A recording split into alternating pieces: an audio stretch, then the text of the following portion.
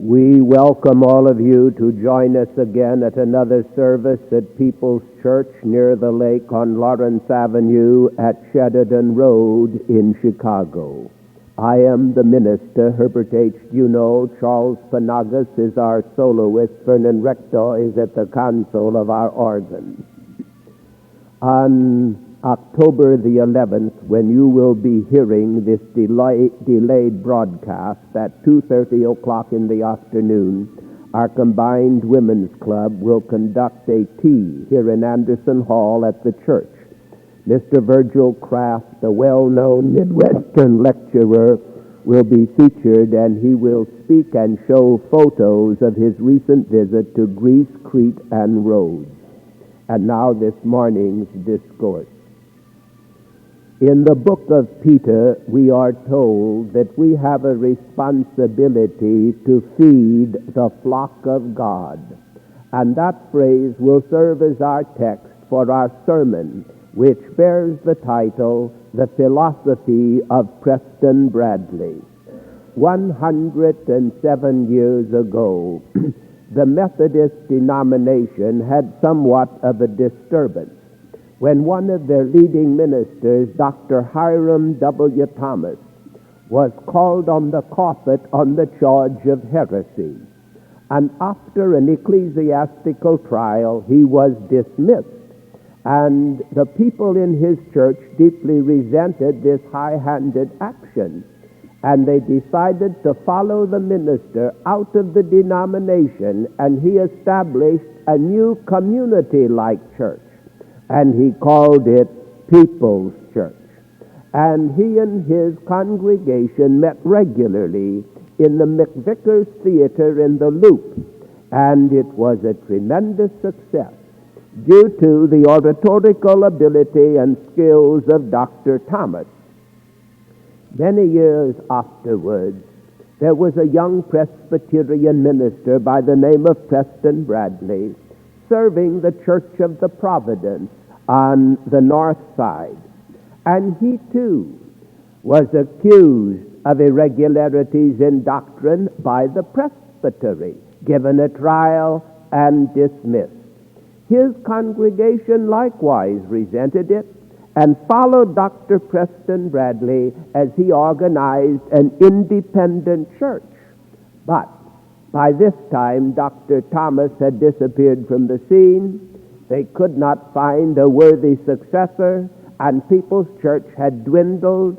So what remained came to Preston Bradley and said, "We've heard of what you're doing here, so let's join forces."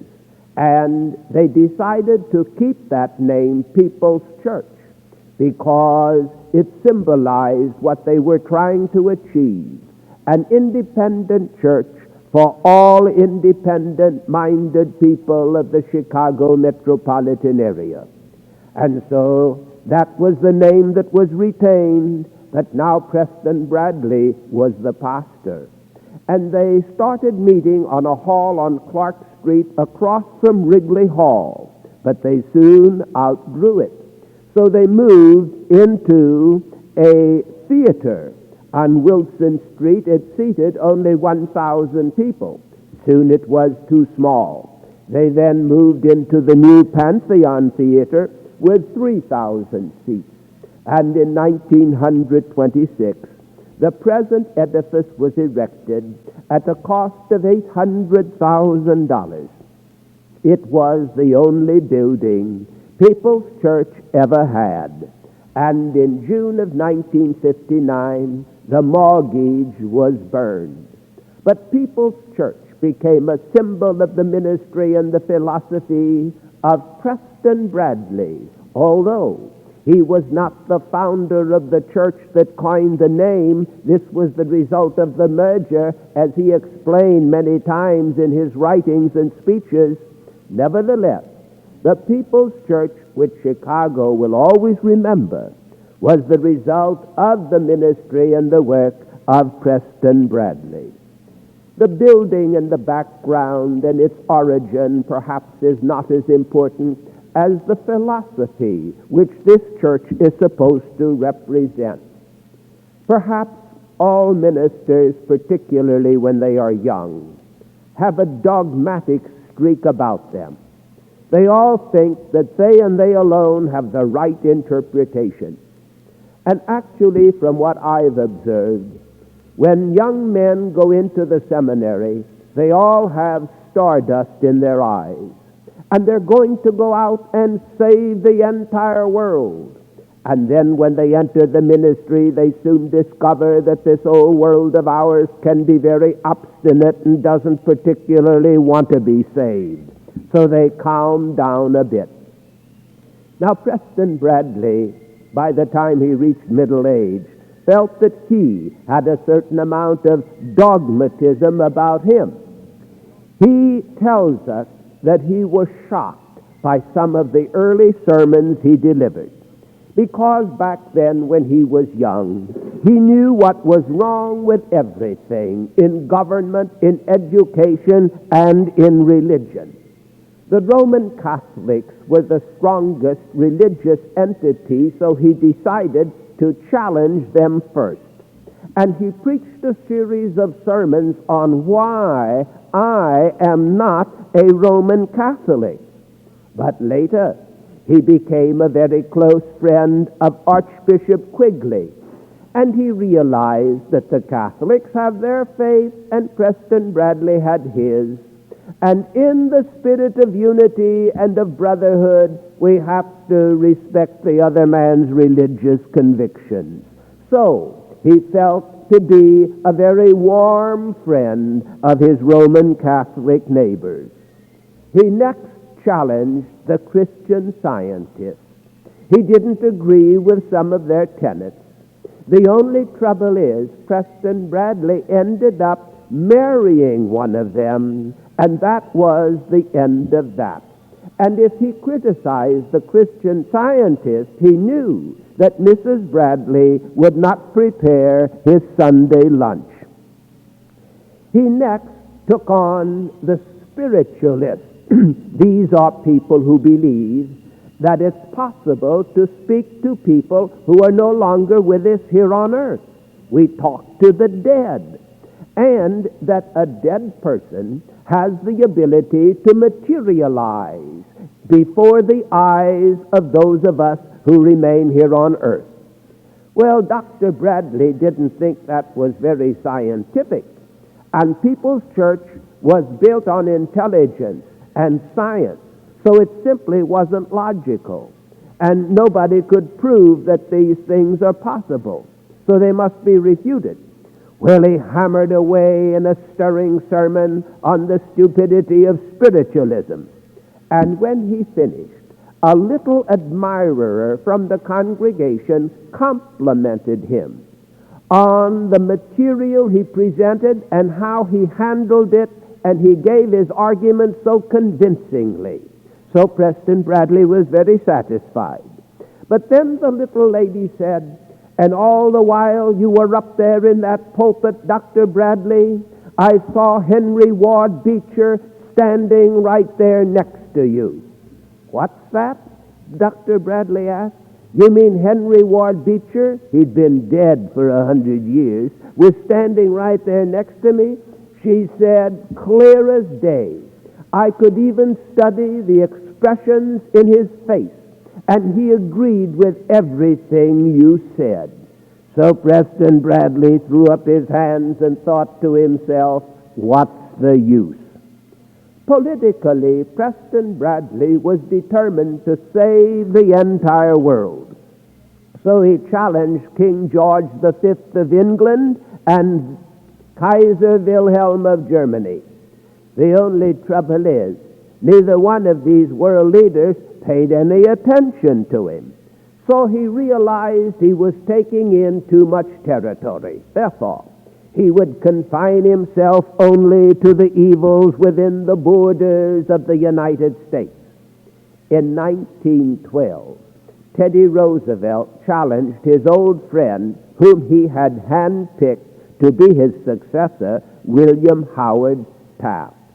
Poor Taft was running for re-election, but Teddy Roosevelt, who already had served 2 terms, decided to have another go at it.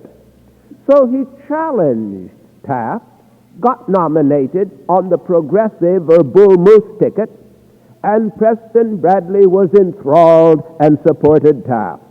And then what happened? Well, Taft didn't receive as many votes as his challenger. Roosevelt outdrew him. The only trouble is, the two Republicans divided the party, and as a result, the nominee of the minority party, Woodrow Wilson, and his Democrats came in over the line. So Preston worked for Roosevelt, and instead he elected Woodrow Wilson. So he realized, I'm still taking in too much territory. So he'd confine himself only to the state of Illinois. And what happened? Len Small and his questionable machine ended up in power. Still too much territory. So Preston said to himself, I'm going to confine my efforts in the future only to the city of Chicago. What happened? Bill Thompson and his machine took over. So again, Preston shook his head and said, what's the use? Now, of course, Preston Bradley's ministry had a more serious side. He contended that there was no relationship closer than that of pastor to his people. It is a love which grows stronger through the years, and memories constantly are created which live on through the decades. Of course, every relationship has to adjust to the constant changes taking place. People coming in, people moving away. Personalities are so close to you one year, and then they're gone suddenly forevermore. But every church has to adjust to the changes taking place. But the relationship of pastor to the flock, to the people, is one of beautiful, unforgettable friendship and brotherhood. Preston Bradley maintained that there were two doors to every church as far as the minister was concerned. One door, you preach them through it, and you preach them out of the other. But every pastor has to be certain he's preaching more people in than he's preaching out. But he said, once they leave you, never bother going after them. Now it all depends on how you want to interpret that line. When I read it, I thought of a personal experience I had when I was a young minister in Kansas City, Missouri. I had a very timid, mild individual. He was such a kind and genteel human being, came to church every Sunday. And one day he told me something very shocking. I had prepared a discourse for Race Relations Sunday. Now this was many years ago, before we heard about civil rights. And I gave a scientific interpretation of what we know about the races of humanity, that there is not one iota of difference between the innate ability of any of the races or the nations of the world. That is a scientific fact, and it is a religious doctrine. The belief that all of us are made of one common blood. So theologically and scientifically, everything I said was very sound, and I didn't pay too much attention to it. But this young man originally had come from the South, and he was ready to explode as he sat there in his pew. And he made up his mind that when he left the church, he was going to slap me right in my face for what I had said. He was telling me this later. But by the time I pronounced the benediction, he'd recovered his composure somewhat, so he darted out another door so he wouldn't have to face me. By the time the next Sunday rolled around, his wife asked him to give his church affiliation another chance. Let's keep going again. He said he'd never darken the door of that church again as long as I was minister. But his wife talked him out of it. So he started again and kept attending regularly. Now, he was working in a packing company in the East Bottoms in Kansas City, Kansas. And there were black men working in his department. He ignored them, they ignored him. But then he thought to himself, if the preacher insists that it's Christianity to become brotherly with all human beings, why not try it and see what happens? So for the first time, he spoke to this black man of his, and the black man spoke to him, and they became friends. And then they started visiting in each other's homes. They were real close friends. And he was amazed when he discovered that this black man was the superintendent of the largest Sunday school on the Kansas City, Kansas side. Well, I don't know why that should surprise him, because all churches have Sunday schools, and somebody has to be the Sunday school superintendent. But this black man had the ability to get up before a large audience, and he expressed himself so fluently that something my white friend was unable to do. So he was very much impressed.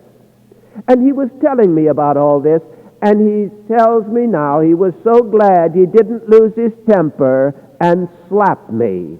And he's glad I preached the sermon because he now has a different view of the subject of brotherhood. So, if you offend somebody and they get up and leave, there's a possibility they'll change their mind. There is such a thing as conversion. Well, of course, I know Preston Bradley would agree with that. But on the other hand, if a person accepts a liberal interpretation to religion, he's never going to be satisfied speaking to a minister or listening to a minister who is a fundamentalist, and vice versa. If you're a fundamentalist, you'll constantly be infuriated at everything a liberal minister says and all the conclusions that he reached. We all have to affiliate ourselves with a religious faith where we fit, where we feel at home, and accept the conclusions and the dogma and in the interpretations which are agreeable to our own traditions. So each to his own. Otherwise, we become a crooked stick. And when we talk about intolerance, we usually associate it with people who are fundamentalistic, who are conservative in their religious thinking, but that's not necessarily true. A liberal-minded person can also be extremely dogmatic and have only contempt in his heart for those who disagree with him. So it works both ways. But the point is this: we have to affiliate ourselves with the church, with the religion which we can accept. Preston Bradley was once asked just exactly what is People's Church. And he said, it is a church without a creed, without a dogma. A church which doesn't compel anyone to think as the minister thinks, or compel the minister to think the way the members think, but a church which respects the dignity of each individual's thoughts, a church that respects the integrity of the individual mind. I have my point of view, you may have yours. I'll respect your conclusions, you respect mine, that sort of thing. Going on, Preston Bradley said, it is a church which tries to turn men and women toward the stars, men of every creed, of every color, of every race, of every condition of society, the rich, the poor, the wicked, the good, a church which recognizes no distinctions, a church of the forgiving heart, a church which understands. Here we can have no arguments of a theological nature, but it is a sanctuary where we find the peace which comes only from an open mind and an open heart, a church of love and brotherhood. And he felt that is the kind of church that Jesus of Galilee had in mind.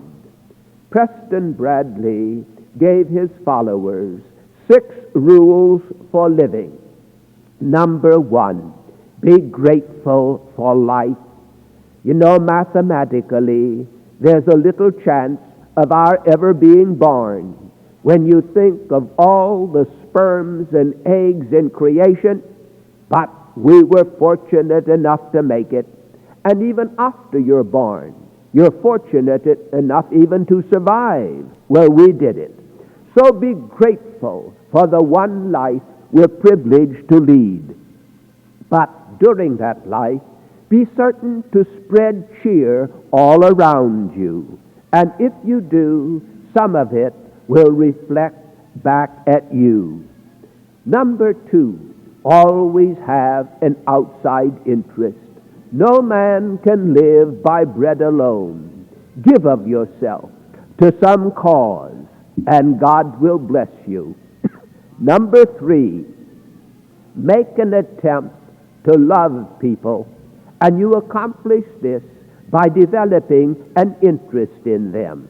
My friend in that Kansas City, Kansas packing plant became a friend to the man who'd been working so long at his side only after he developed an interest in him as a human being.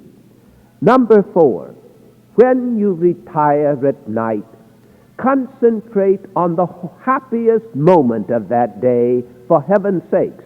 Don't go to bed concentrating on some unsavory experience, because if you do, you'll never go to sleep. So put emphasis on the positive and ignore the negative. When trouble comes, always turn to God for help. You cannot bear the burden alone. And it's amazing the amount of spiritual power which comes to us as human beings when we reflect silently in prayer. God is always there to assist us.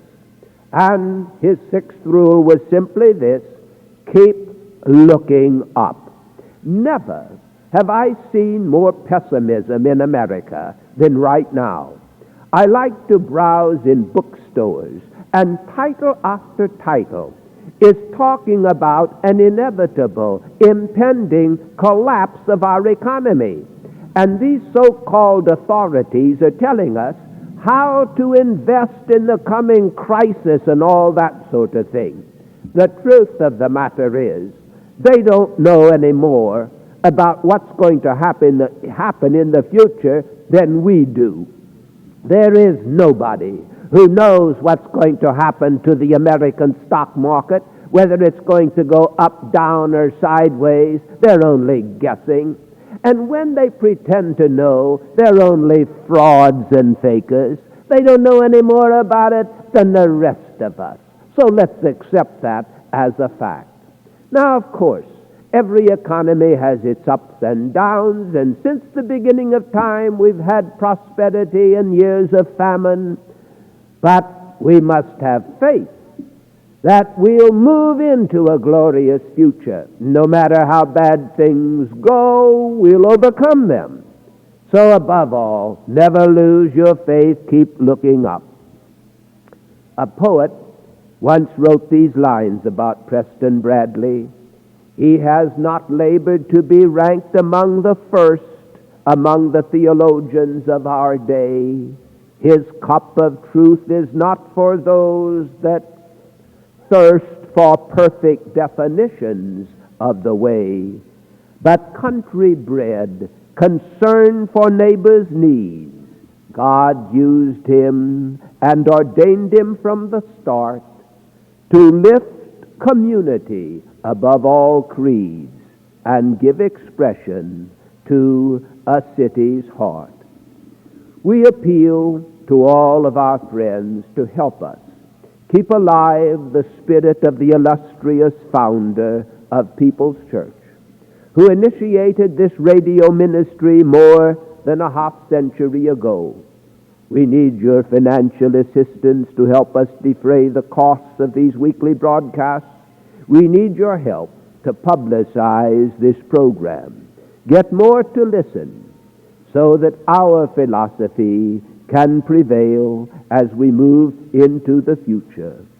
Send your gifts to People's Church, 941 West Lawrence, Chicago, zip code 4060640.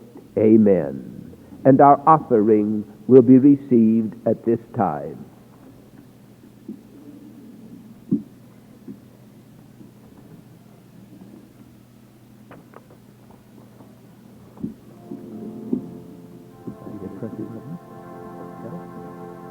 For our offertory, we present Sweet Little Jesus Boy by McGimsey. Sweet little Jesus boy, they made you be born in a manger. Sweet little holy child, didn't know who you were. Didn't know you'd come to save us, Lord, to take our sins away. Our eyes was blind, we couldn't see.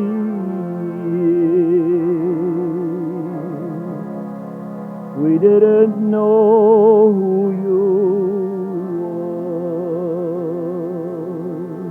were. Sir, you done showed us how.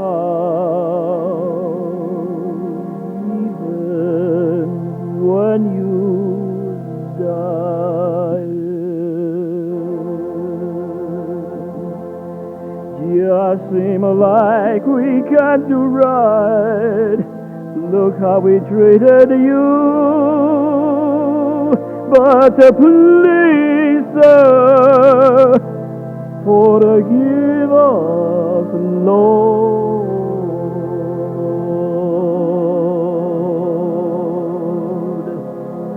We didn't know it was you.